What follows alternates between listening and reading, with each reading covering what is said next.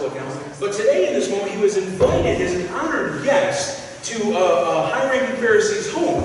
And so this was one of those moments where it's that great sort of dinner invitation, right? It was held in high regard, and many people would enjoy having his sort of ticket to this meal, right? So he gets a chance to sit at the table, and he begins to notice that amongst all of these people, right? You can imagine when there's like a kind of a who's who of the church of the temple that was here, began arriving, right? These people of notoriety and some level of authority and high place within the community and context and culture, they began arriving. And so Jesus noticed, now remember, hospitality, it's supposed to be really important for us, and I think we do take it seriously, but this was such a way of life that there was expectations of what would happen when you're the host and what would happen when you're the guest. And so when you're a guest, you would come in, right? And you would come in, and to show you honor and value, you would get some of the places at the table of high honor, right? Which is usually close to the head of the table. But Jesus noticed that as these Pharisees came in, kind of bloated amongst themselves in their own reputation, that they began to take some of these honored places. And Jesus, not being one that's ever going to be quiet when he's in the eternity building business, right? And so when there's something affecting eternity, Jesus speaks up. And oftentimes it makes folks uncomfortable who are used to the routine and like a meek Jesus that just kind of goes along with things. And so Jesus speaks up, and he's like, what is going on with all these people taking these high positions? And why are you inviting everyone who has the ability to re-invite you? Don't invite friends and family that will return those things to you. Open up your house and the highest seats of honor to those that are lowest amongst your community. So you can imagine, this is not what people wanted to hear, right? It's one of those moments where, could you imagine an illustration that, let's say, you invited me over to dinner, and then someone decided to say, you know, we don't really wear green around here. That's not a good example, because there's a lot of green that gets worn in the UP, so maybe I should have thought about that a little earlier. You can see what I'm saying, where you've been in a conversation where things get awkward real quick, right?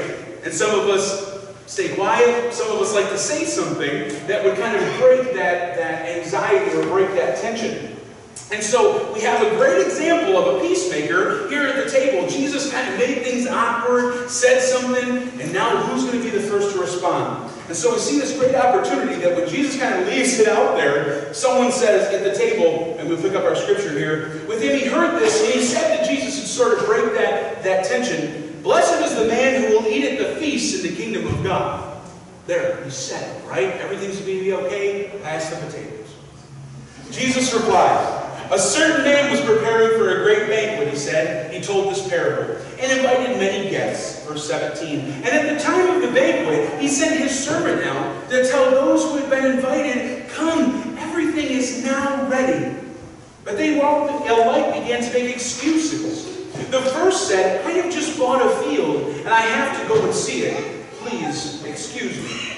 And yet another said, I have bought 5 yoke of oxen, and I have to be on my way to try them out. Please excuse me. And still another said, I just got married, so I can't come. The servant came back and reported this to his master. Then the owner of the house became angry very quickly and ordered his servant and said, go and quickly into the streets and the alleys of town. Bring the poor and the crippled, the blind and the lame. Sir, the servant said, what you ordered has already been done, and there's still room at the table. Verse 23. Then the master told his servant, go out then to the roads and the country lanes. Make them come in so that my house will be full. I tell you, not one of those men who were invited and gave an excuse will get a taste of my banquet. So now we have this opportunity for us to delve into understanding what came before this. There was awkwardness here. And now we see this is our closing message in this series of the action verb, the response of what we have. And the title of the message today is to go and invite. And we heard a lot of inviting language already, right? We sang of some of these things. It's almost like we planned it out, right? And so we're looking at some of these songs and the conversation we've had today, and it reminds us that we need to be someone and a people who respond to the call of Jesus. We started this series a few weeks ago, and it was about the call of Jesus. It said to go and make disciples. And we're asking for our response. How do we respond to that? And it is to go. It's to respond and do something out of joy and living sacrifice. And so now as we look at the go and invite, I want us to think about something today. Because some of us, we vary in chronological age that we're here. And there was a time when there was an RSVP invitation, Respondez s'il vous plaît, please attend. What would happen when we received that? We'd fill it out, we'd send it back, right? Even now sometimes we might be expected to at least hit reply, right, on the electronic message. Sure, that doesn't happen. It gets really difficult in our times that we live in now because it's kind of a forgotten thing to RSVP. And I don't know if you've ever been in that situation where you're the one waiting to hear back from people. You sort of wonder, well, what's going on? Are they waiting for a better offer to come by? They're not willing to slot me in for Saturday afternoon? Is what I'm offering not good enough? Or did they mean to reply, they just didn't see it as important enough to respect what I'm trying to do, to respond and let me know that they'll make it. Maybe they plan on doing it the whole time, they just never really do anything about it. Today we're having us look at the invitation of Christ before us. What happens when we receive that invitation?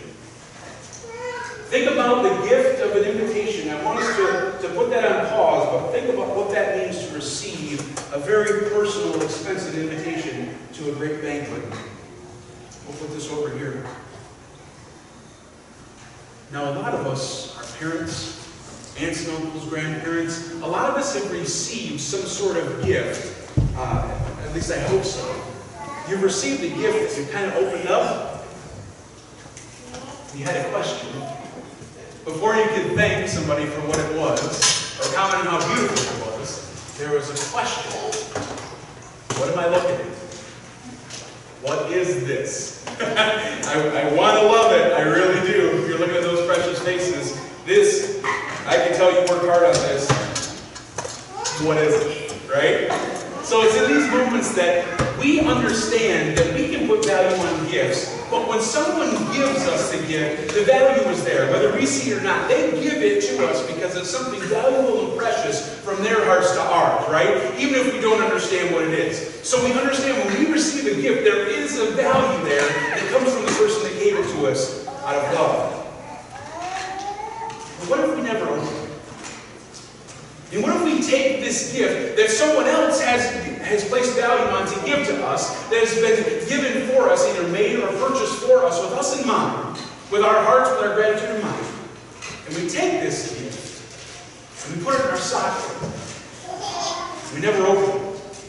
The value doesn't change. Would you agree? The value of the gift doesn't change because it's still there. But what happens when it just sits there and you never really open it? The value from the giver was there.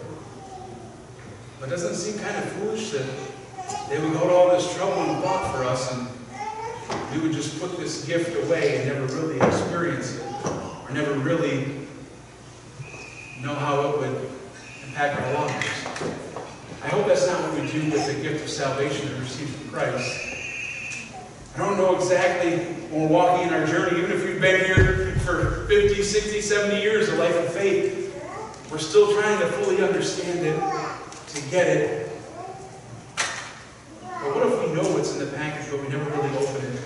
Jesus, I know all about this. I've been here for Easter several times. I get it. The tomb is empty. Wow. If we never actually receive the gift, it doesn't mean that the gift given to us loses any value. But we haven't really done anything with it. So we experience the joy which the gift of salvation was given. Let us come back to what we said over here, the invitation. So we have this invitation, bought and paid for with love of Christ, sealed in His blood like a wax seal. We've all received this invitation. It's all personally made out to us. The point of our talk today is how are we going to respond to that invitation? Are we going to leave it like we do sometimes in our culture today, that I'll get to it, or if I'm not too busy, in the coming days or weeks, I might honor that invitation. I plan on accepting the invitation, but we don't really do it. There were some people who made excuses that they couldn't make it to the banquet. Now remember, these were excuses from the master who threw the banquet's friends. He knew them. One of the master's friends said, I just bought a field and I have to go see it. Do you think a purchase that big, you probably would have taken a look at it before you bought it? Right? It's not like they could Google map it. Are you sure that they just dropped some coin in a purse and said, I'll check it out after and take your word for it? Nope, that doesn't fly. Another one. I bought 5 yoke of oxen and I'm on my way to try them out. So let's agree, if you have enough to buy some, and remember, he's not an infant, they're probably not a teenager, right? His social circle would be someone who has some means, right? So you probably have servants that are going to check out the oxen. Would you agree that if you were the one that able to have the purchasing power to do that, you probably had a few workers that could try them out just as well? That doesn't work. Now this one, some of us, wait, what's Pastor going to say here? Another said, I just got married, so I can't come. Ladies, gentlemen, our spouses sometimes can put some restrictions on us, right? You ain't going to do that. Not if I ain't seen you all week. Now, I'm not saying that sounds like anybody who's not here, so don't say that. But we're not being recorded, right? We're not. But sometimes when we're married, we're responsible to our spouse, and we have to uphold some of their wishes. And yet when we're looking here, the servant simply says, I just got married, so I can't come. I'm not going to pick apart that completely, but I do want to have us suppose something, because we're filtering the line between the parable and Jesus, remember, is revealed as the Messiah speaking in parables, because it's just so thick and so rich. I have to listen with a certain type of wage, of measure, when my wife asks something me or asks me not to do something. Yet at the same time, Jesus is talking about eternity, talking about the kingdom. So while it holds weight for the decisions we have, Jesus is also reminding us, even when we ask something of our kids or our wives, right? There's time commitments, there's investments. Are we putting the needs of our spouse or even our children before our response to the invitation of God?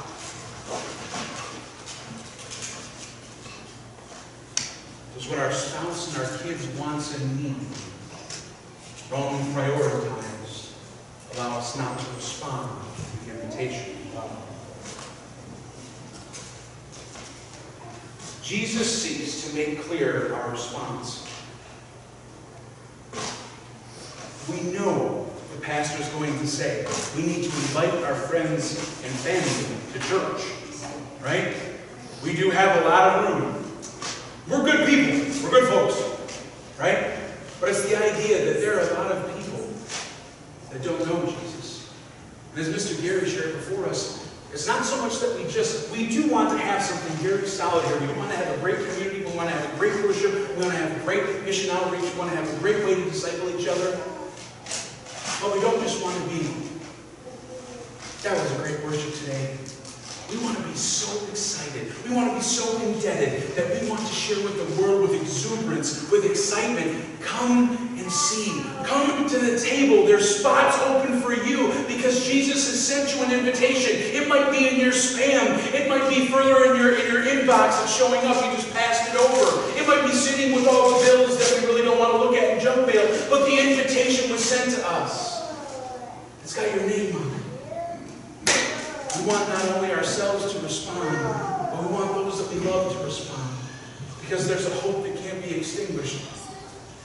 And it hurts when we hear prayer requests that are asking us, can we just feel and have compassion on those that are hurting, with those that are crippled, with those that are blind, both physically and spiritually. We just want them to know the joy unending and the strength of truth that we know. Would we invite them to our fellowship? Would we invite them to respond? We can expand the boundaries of grace that is shown to us if we simply respond to the invitation. it is before us. Are we going to respond? Thank you, Jesus, for all you've done. Even if I can't understand it all, even if I can't articulate how I feel. Lord, thank you for choosing me before I ever chose you. Or will we just make an excuse? What excuse do we really have, my dear friends, you and I, that puts off the work of the cross and the revelation of the empty tomb and the promises that there is still more to come? What excuse do we have to not today? Maybe later. Jesus says those that ignore the invitation will have no place in my banquet table.